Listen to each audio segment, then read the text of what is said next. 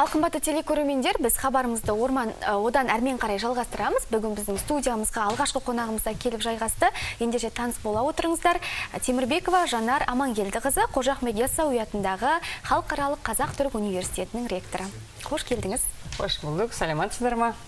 Қош келдіңіз. Ал енді Жанар Амангелдіқызы әңгімен төтесінен бастайық. Енді кеше ел президенті айтқан болатын. Енді алдағы уақытта барлық жоғарғы оқу орындарда техникалық мамандықтарға көбірек басымдық беру керек деген болатын. Енді осы орайда сіз басқаратын университетте қандай іс-шаралар атқарылып жатыр? Әрине, кешегі президентіміздің жолдауында өте көптеген және өте өзекті мәселелердің беті жаңағыдай айқындалып ашылып берді. Бұдан кейін қандай жұмыстар атқарылу керек екені нақты тапсырмалар берілді. Соның ішінде жоғарғы оқу орындары, соның ішінде техникалық бағыттарға біздің көңіл аудару керектігі айтылды. Бұл негізі өте дұрыс. Себебі өздеріңіз білесіздер, қазір қоғамдағы сондай соңғы уақыттарда сондай бір пікірлер көп айтылды. Көбінесе студенттеріміз жаңа экономика дейді, құқық дейді, тағы басқа әлеуметтік мамандықтарға бет бұрады да, кейін олар көптігінен байланысты еңбек нарығында жұмыс таппай жатады. Мысалы, осындай проблема бар расында. Ал соған қарағанда, мысалы, техникалық бағыттар бойынша еңбек нарығындағы жұмыс орындары кейде бос қалып жатады, кейде соған адам тапшы болып жатады. Сондықтан бұл мәселенің қолға алынғаны әрине өте дұрыс, және оның жоғарғы мінберден сөйленуінің өзі мәселенің қаншалықты күрделі екенін көрсетіп жатады. Жалпы өздеріңіз білесіздер, биылғы жылы Қожа Ахмет Яссауи университеті өзінің осыдан кейінгі 2022 жылдан бастап даму стратегиясын халыққа кеңінен таныстырды. Соның ішінде біздер де осы проблеманың күрделілігін ескере отырып, осы техникалық мамандықтар, олар білесіздер, олар негізінен инженерия факультетінде шоғырланған. Сондықтан осы инженерлік факультетті біздер бұдан кейін қалай дамытамыз деген сұрақты өзімізге, ғалымдарымызға, әріптестерімізге, жұмыс берушілерге қойдық. Және соларменен ақылдаса отырып, бірлесе отырып, бір шама іс-шараларды жоспарладық. Мысалы, сол іс-шаралардың бірісі болып, желтоқсан айында біздер Huawei халықаралық компаниясы менен біздің инженерлік факультетінде Huawei IT академиясы ашылды. Ол не деген сөз? Ол Huawei IT академиясы өз кезегінде солар осы компанияның көмегімен біздің арнайы лабораториялар ашылды. Ол лабораторияларда біздің студенттеріміз осы IT саласы бойынша соңғы әсіресе қажетті соңғы трендтегі үлгідегі құрылғылармен жұмыс істеп, олардың функционалымен танысып, жалпы кейінгі кезекте өздерінің осы бәсекеге қабілетті маман болып қалыптасу үшін қажетті дағдыларды үйренеді. Ал өз кезегінде осы лабораториядан білім алып шыққан балалар, олар кейінгі уақытта осы жаз айларында біздер осы Huawei компаниясымен жасаған меморандум негізінде олар осы компанияның бизнес және бизнес өкілдіктерінде және штаб квартирасында, сонымен қатар серіктес компанияларында тағылымнамадан өту арқылы өзінің біліктілігін одан ары жоғарылатады. Мына бірінші кезекте осындай жұмыстар қолға алынды. Енді екіншіде әрине бұл тек қана бұл техникалық мамандықтардың, әлеуметтік мамандықтардың оның өзгешелігі қандай, мысалы қиыншылығы қандай деп деген сұрақтар да ойға келеді. Әрине бұл техникалық мамандықтарда бізде бірінші кезекте мынау сапалы студенттер, оның үстіне мынау бәсекеге қабілетті мұғалімдер, кадрлар және әрине лабораторияларды жабдықтау қажет. Міне осындай үш маңызды бұның жан-жақты факторлары бар. Осының бәрін біздер жақсы ойлануымыз керек. Және ал сапалы білімгерлерді техникалық мамандықтарға қалай қызықтырамыз? Мына осы сұрақта бар. Бұл орайда біздің атқарғалы келе жатқан жұмыстардың басында біздер өздеріңіз білесіздер, қазір біздің университет түркі әлемінің алдыңғы қатарлы университеттердің ассоциациясына қазір төрағалық етуде. Қазір мына екінші срок, сол төрағалығымыз біздің жалғасуда. Осы төрағалық келісімшарттар негізінде біздер Түркияның техникалық мамандықтар бойынша алдыңғы қатарлы университеті, Йылдыз Техник университетімен осыдан бірнеше жыл бұрын келісімшартқа қол қойдық, меморандумға қол қойдық. Және қазір осы меморандум аясында IT мамандығы бойынша және электроэнергетика мамандығы бойынша біздер қос дипломды бағдарламаларды жасап, бірігіп жасау үшін сондай үлкен бір жоспарларымыз бар. Қазіргі таңда ол жоспарлар жаңа өзі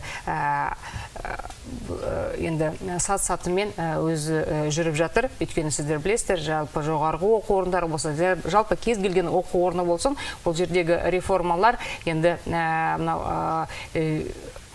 көзқарасқа байланысты, сол жердегі принциптерге байланысты, ол енді басқа мекемелерге қарағанда сәл баяулақ жүреді. Себебі оқу процесі ол күрделі нәрсе. Оқу процесі өзі 4 жылға негізделгендіктен, мұны алдын ала жоспар жасау арқылы және әр жылы мысалы қандай сатыменен, қандай этаппенен жүретімізді біз алдын ала болжауымыз керек, соны жоспарлап жасауымыз керек. Сондықтан осы жұмыстар негізінен жүріп жатыр. Енді тағы да біздер әрине енді мынау осы өңірдің, Түркістан облысының ең ірі оқу орны болғандықтан біздер өңірге жалпы қандай мамандар жетіспеушілік бар, соған біздер қандай көмек көрсете аламыз. Біз маман даярлаумен қатар және өздеріңіз білесіздер, мынау өмір бойы оқу деген концепция да бар, ол lifelong learning, яғни біздер қазір мынау өндірісте жұмыс істеп жатқан жалпы мектептегі мұғалімдер, біз осыларға да қандай көмек көрсете аламыз. Мына осы сауал да тұру керек. Себебі өздеріңіз білесіздер, кеше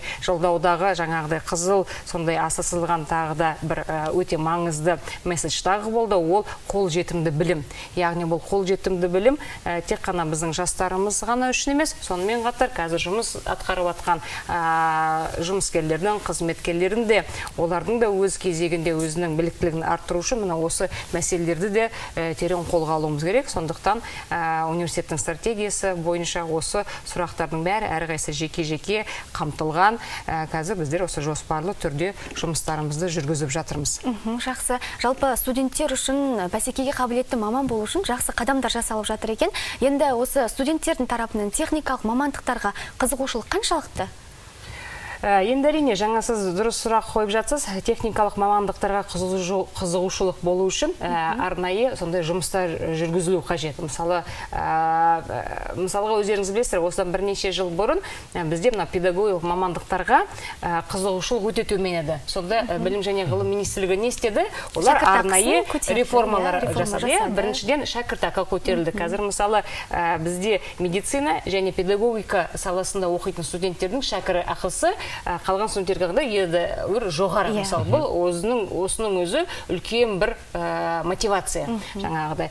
Сонымен қатар, жалпы ал негізінен бүкіл дүние жүзінде бұл керісінше жағдай. Мысалы, техникалық мамандықтарға сұраныс әрдайым жоғары. Не себепті? Себебі STEM дейміз. Science, Technology, Engineering және Mathematics, MAF деген. STEM дегенде бұлар ең керісінше жоғарғы жалақының болатын сала болғандықтан, ол жерге студенттердің әдетте сұранысы өте жоғары болады. Бізде мысалы осындай бір не бар, парадокс десек те болады. Түсінік па? Сондықтан біздер осыны бұл қалыптасу үшін әрине еңбек нарығы қалыптасу керек. Еңбек нарығындағы осы мамандықтарға сұраныс ол қазір артып келетір. Және Қазақстан көбінесе бұл мамандықтарды сол ішкі нарықтан емес, сыртқы еңбек нарығынан шақыруға мәжбүр болып жатыр. Міне, осы мәселе осында жатыр. Қазір біздер осы компаниялармен, технологиялармен не себепті жұмыс істеп жатырмыз? Олар өздеріне қандай мамандар қажет?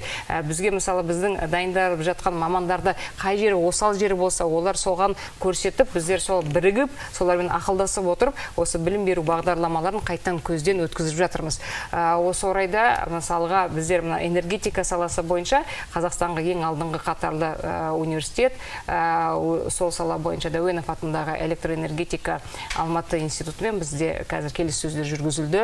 Сол бойынша жаңа атап өткен Йылдыз техник университеті, осы университет және біздер бірігіп отырып, қазір өзіміздің білім беру бағдарламасын қайттан аудиттен өткізіп, соған біздер қаншалықты күшейте аламыз және осы қазіргі кезде Қазақстандағы және жалпы халықаралық стандарттардағы еңбек нарығына студенттерге қандай дағдылар қажет тағда, осыны жіті бақылауға алып, осы бойынша жұмыстар атқарылып жатыр. Себебі бұл өте маңызды жұмыс.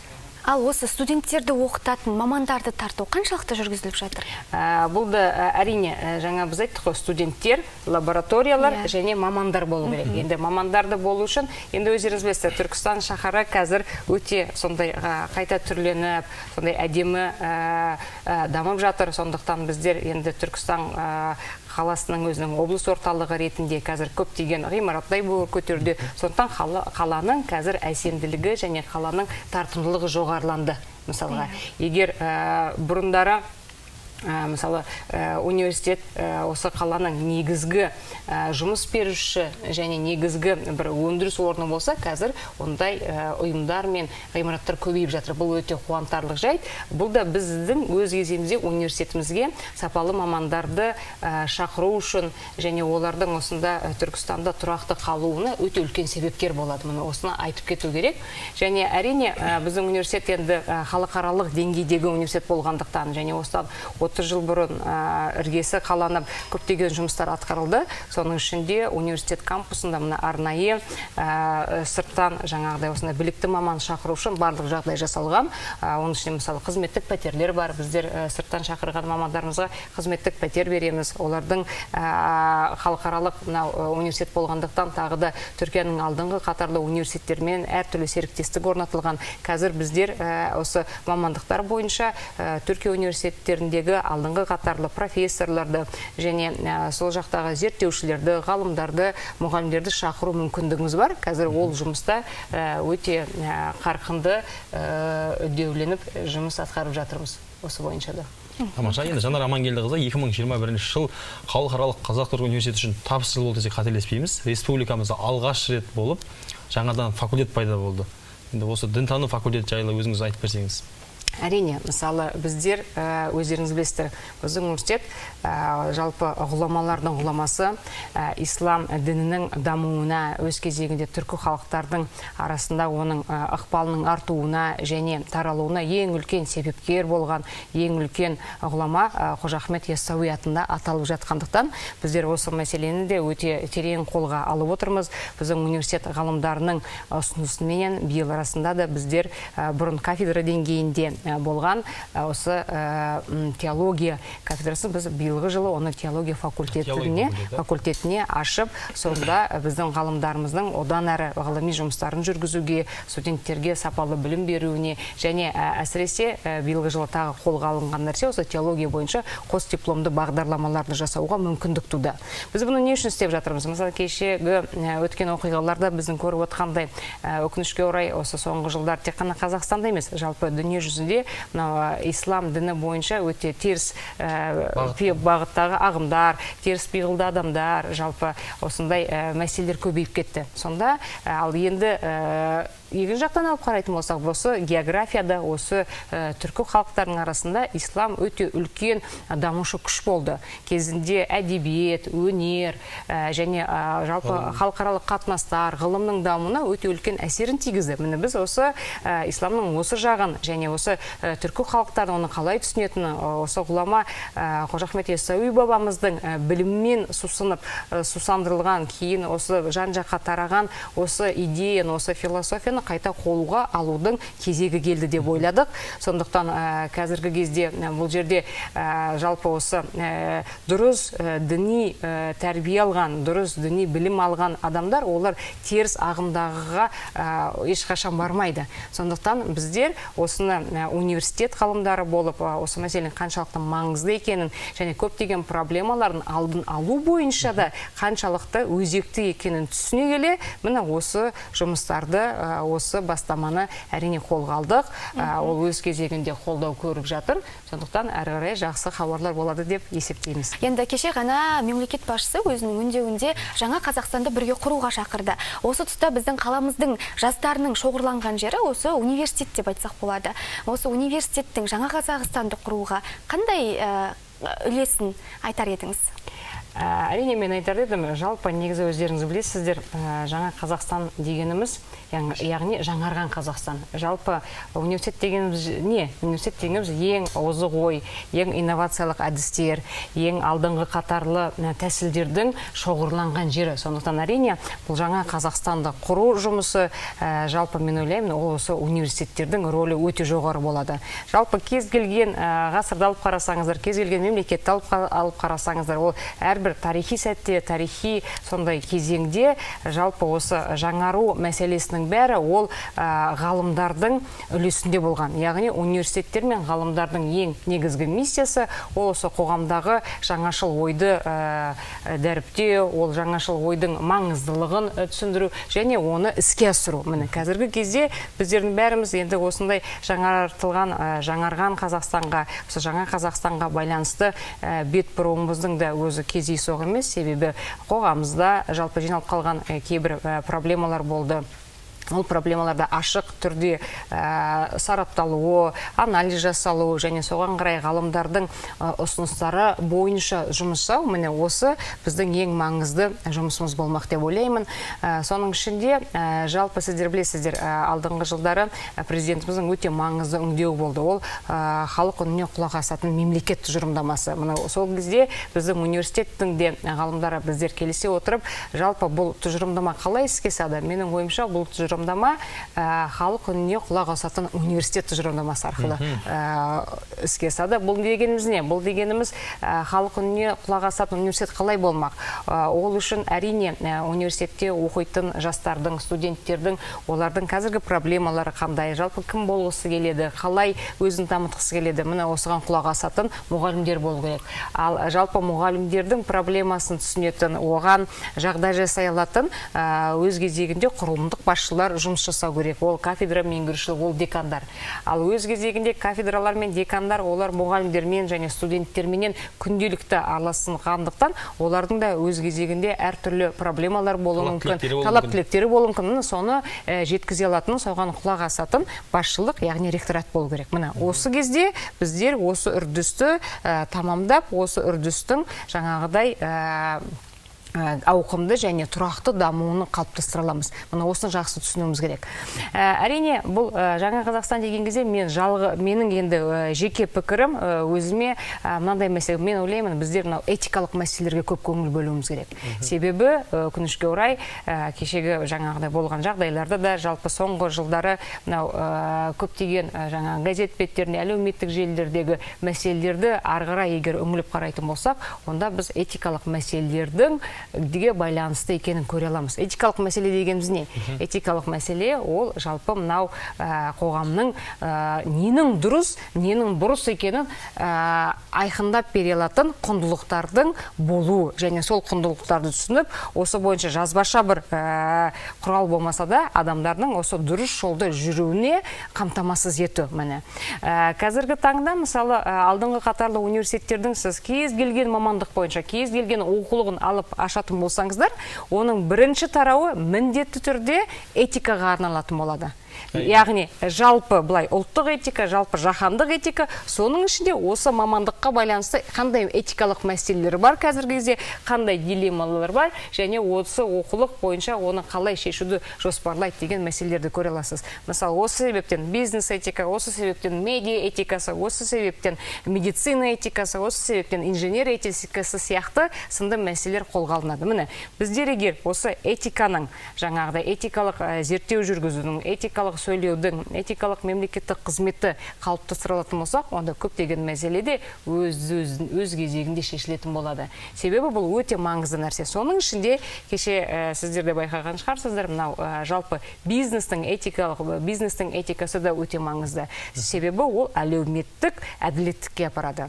Негізінен бұлар енді жаңа дүние ме? Жоқ, бұлар жаңа дүние емес. Бірақ бұлар өкінішке орай заман-заман ұмытылып кететін дүниелер болады. Себебі неге олған жаңа дүние емес деймін, бірақ біз оны жаңартуымыз керек, қайттан оны жаңғыртуымыз керек. Себебі мысалға тарихқа алып қарайтын болсаңыз, бір кездері құл болған, кейін бүкіл жарты дүниені жаулап алған Шыңғыс ханның қандай принциптері? Кезінде ешкім танымайтын, бірақ қазір бүкіл дүние жүзі білетін, мысалы Amazon болмаса Apple компаниясы.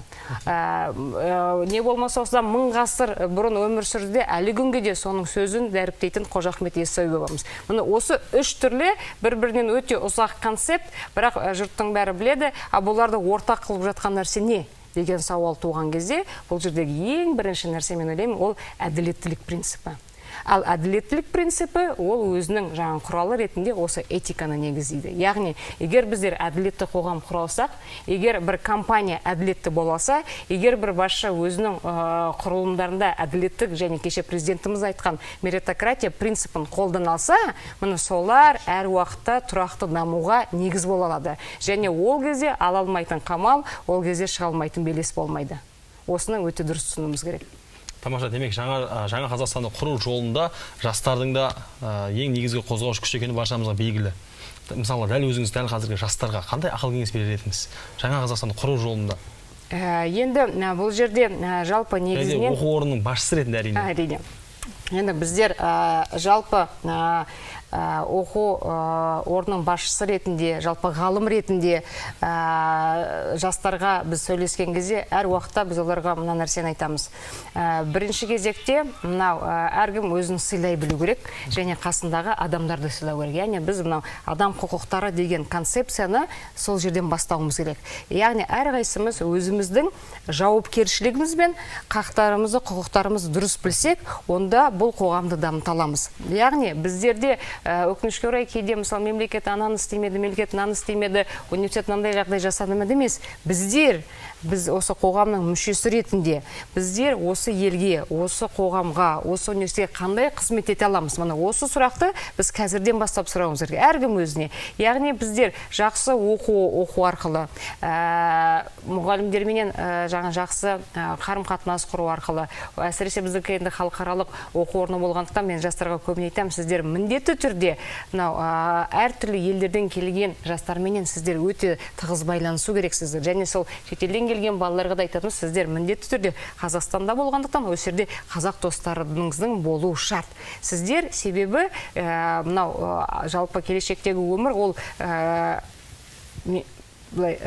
айтамыз ғой, шекаралардың уже бара-бара енді бұлай жойылғанын біз көріп жатармыз. Қазірдің өзіне әр жаққа жаңағыдай ұтқырлық бағдарлармен барып келу, шетелге шығу, бұлардың бәрі қазір өте сондай әрекеттілік пайда болды. Сондықтан осындай кездерде адамдар бір-бірін қалай түсінеді, бір-бірінің мәдениетін түсіну арқылы, бір-бірінен осындай таныстық арқылы, және бірінші кезекте олар әрине осы жаңа атап өткен этикалық мәселелер арқылы түсіне алады. Себебі түркі әлеміндегі жастардың және түркі әлеміндегі халықтардың негізгі құндылықтары бір. Оларды бір аспаннан құлап түскен жоқ. Олар осы 1000 жылдар бойы біздің қоғамымыздың дамуымызға көмектескен, қиын заманда, қиын қыстау заманда аман қалуымызға сондай себепкер болған осы құндылықтарды біз ары қарай дәріптеуіміз керек, ары қарай оны дамытуымыз керек. Сол себептен де болар, біздер былтырғы жылы өзіміздің университетіміздің стратегиялық жоспарын құрып жатқан кезде біздер негізінен 2 мәселеге қарадық. Біздер Ахмет Яссауидің білімімен осы қазірге дейін келген қандай құндылықтар бар, және әмбебап академиялық құндылықтар. Міне осылардың қайсы тоғысады, және қайсы біздің жастарымызға келешекте көмектесе алады. Соған алып қарасақ, біздер мынаны байқадық. Біздер біріншіден мынау бауырмашылдық, яғни ынтымақтастық. Соның ішінде Қожа Ахмет Яссауи бабамыздың айтып кеткен еңбекқорлық. Міне біз осы еңбекқорлық құндылығынан сәл болмағанда айырылып қала жаздадық. Ал еңбекқорлық құндылығынан қашан айырыласыз? Егер оңай табыс таба алсаңыз, барлық нәрсенің оңай екенін деп түсінсеңіз, онда ол жұмыс жүрмейді. Мысалы, біздер осы еңбек қорлықты бір дұрыс емес нәрсе сияқты болып көрсететін кейбір өкінішке орай қазір сондай нелер бар. Біз тез арада үйретіп тастаймыз. Жоқ, ондай емес. Біздер түсінуіміз керек. Егер сіздер мағыналы, мәнді өмір сүргіңіз келсе, онда еңбек ету керек. Және бұл еңбек етуді біз ең үлкен сондай бір неге шығаруымыз керек дәрежеге. Бұл еңбек етудің өзі үлкен бір парасаттылықты және халық арасына үлкен абыройға тап болатыныңызды соны жастарға түсіндіру түсіндіруіміз керек. Еңбектен қашпауын. Демек, жастарды еңбекқор болуға және білім алуға шақырасыз. Білім алуға және этикалық болуға шақырамын. Өте жақсы. Ал енді жаңа жыл басталды. Енді осы оқу орнынан жаңа жылда 2022-де біз не күтеміз? Қандай жақсы жағымды жаңалықтары бар? Енді сіздер білесіздер, біздің оқу орнымыз жалпы осы тәуелсіздігіміздің жаршысы дейміз. Себебі тәуелсіздігімізден құрдас. 91 жылы алдыменен Түркістан мемлекеттік университеті болып құрылып, кейіннен 92 жылы халықаралық Қазақ-Түрік университеті деген статус алды. Сондықтан біз биылғы жылы біздер университетіміздің 30 жылдығын атап өткіміз келіп отыр. Және бұл 30 жылдықты да атап өткенде оны жаңағыдай жаңаша тәсілмен де атап өткіміз келіп, қандай дегенде біздер ойладық басқаша деңгейде, ол деңгей қандай болмақ? Біздер қазір бүкіл университет ғалымдарымызбен ақылдаса отырып, біз биылғы жылы осы университетіміздің 30 жылдығында университетімізге Түркістан облысынан Қазақстанға және түркі әлеміне пайдалы 30 жобаны бастап кеттік. Мысалы 30 жоба басталды. Кең ауқымды. Осы 30 жоба барысында тағы да университеттің қаншалықты маңызды екенін Түркістан үшін, түркі әлемі үшін, Қазақстан үшін қаншалықты маңызды жұмыстар атқарған және бұдан кейінгі кезекте де атқарылатын, міне осыны тағы да бір рет еске салу және университеттің қаншалықты маңызды екенін тағы да көрсеткіміз келді. Сондықтан бізден жақын арада жақсы хабарлар көп шығады деп ойлаймын. Мысалы, солардың тек қана бір-екеуін ғана атап өтейін. Мысалы, жобалардың басталып кеткен жобалардың бірі ол ана жұрттан ата жұртқа денсаулық көпірі деген үлкен бір жоба. Осы жоба аясында біздің университетіміздің клиникасында Түркия Республикасының ең жоғарғы санаткерлі дәрігерлері келіп, олар Түркістан халқына тегін, мысалы, диагностика, емдеу, отау жасап жатыр. Мысалы, осы бір жылдың ішіне 45 осындай дәрігер келеді деп күтудеміз. Сонымен қатар біздің университеттің де медицина саласындағы жұмыс атқарып жатқан қызметкерлерді де біз Түркияның алдыңғы қатарлы сондай медицина орталықтарына жіберіп жатырмыз. Және бұл осы жобаның аясында, мысалы, кешегі осы қараша желтоқсан айларында Түркістан облысының әкімнің қолдауымен Түркістан облысының 107 дәрігері Түркияның ең алдыңғы қатарлы университеттері мен клиникаларында тәжірибе алмасып, тағылымнан өтіп келді. Міне осы үлкен бір қомақты жоба. Мысалы, жобаның біреуі осы. Енді егер уақыт болса қалғандарға айтайын, болмаса кейін әлеуметтік желілерде көре жатарсыздар. Жақсы, көп рахмет. Алдағы жобаларға тек сәттіліктер тілейміз. Университеттің жаршысы болар, жаңалықтар көбейе берсін. Ал қымбатты телекөрермендер, осымен біздің сұхбатымызда өз мәресіне жетіп қалыпты. Бағдарламамызды ары қарай жалғастырамыз. Бізбен бірге болыңыздар.